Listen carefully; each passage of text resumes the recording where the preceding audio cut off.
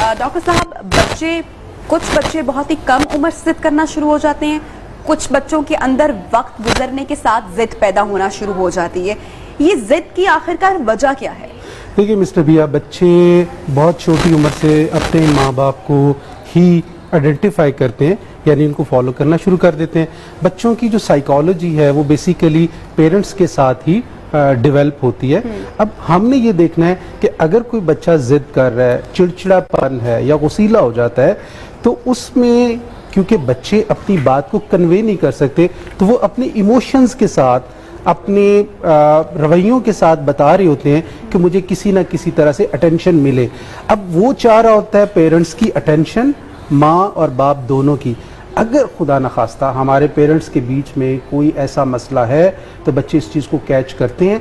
Some time होता ये है कि पेरेंट्स की वजह से, पेरेंट्स की आपस के प्रॉब्लम्स की वजह से बच्चे इग्नोर होते हैं।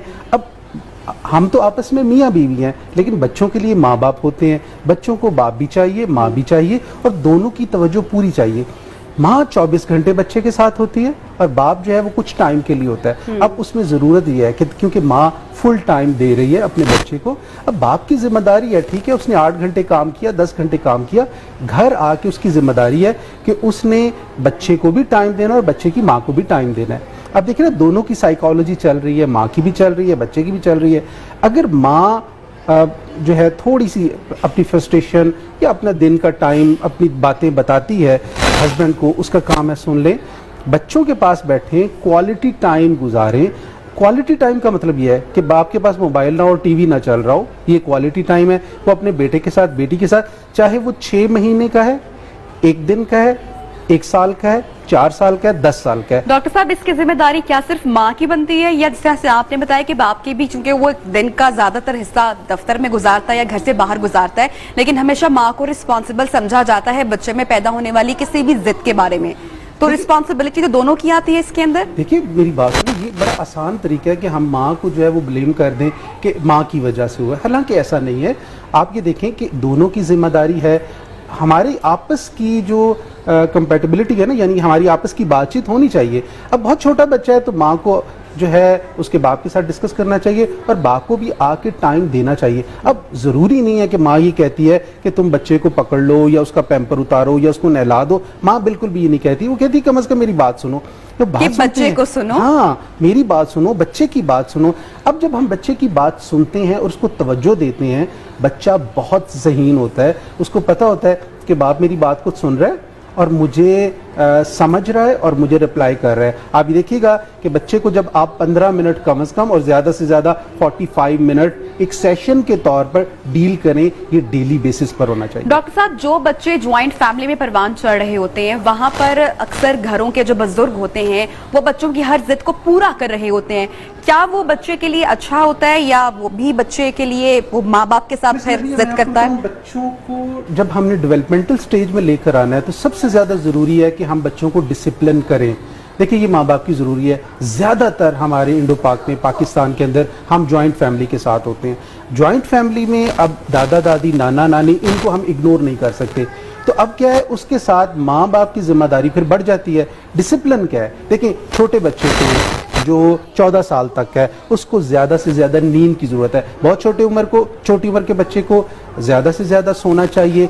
अच्छा, अब सोना क्या है, रात के वक्त बच्चे की नींद होनी चाहिए। अगर रात के वक्त बच्चा एक डीप स्लीप नहीं लेता, बच्चे के अंदर चिड़चिड़ापन पैदा होता है। अमूमन आप देखें बच्चे सुबह उठ के रोते हैं, क्यों रोते हैं? रात की उनकी नींद डिस्टर्ब होती है।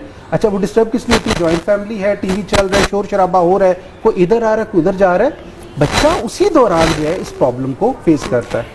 जो बच्चे बहुत ज़्यादा हाइपर हो जाते हैं, जिनमें बहुत ज़्यादा एनर्जी होती है, पेरेंट्स समटाइम नहीं जानते कि उनकी इस एनर्जी को कैसे पॉजिटिव वे में कंज्यूम करना है, उनको आप क्या कहेंगे? देखिए बच्चों की जो सबसे ज़्यादा बच्चों के अंदर एनर्जीज डेवलप होती हैं, उनको यूटिलाइज करें बच्चों को खेल कूद के ज़रिए, यानी जिस्मानी जो खेल कूद है उसके लिए, मोबाइल के ऊपर नहीं।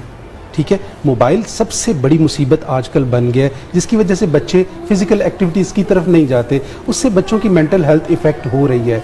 माँ बाप क्या करें, बच्चों का स्क्रीन टाइम जो है वो रखें کہ اتनी देर बच्चे ने स्क्रीन टाइम को देना है। ये आजकल का बहुत बड़ा एक मसला बना हुआ है कि बच्चों का स्क्रीन टाइम कितना रखा जाए। मिस नबिया, हम इस मसले से जान भी नहीं छुड़वा सकते, क्योंकि हर घर के अंदर मोबाइल भी है और आईपैड्स हैं, टैबलेट्स हैं, सब कुछ है। लेकिन उसमें अब हमारी जिम्मेदारी है कि जब एक हमारे पास मसला आ गया है तो उसका सोल्यूशन देखें। सोल्यूशन क्या है कि हमारे पास बच्चों के लिए, जो बहुत छोटे बच्चे हैं, कम से कम 8-9 साल तक के बच्चों का जो स्क्रीन टाइम है वो 1 घंटे से ज़्यादा नहीं होना चाहिए।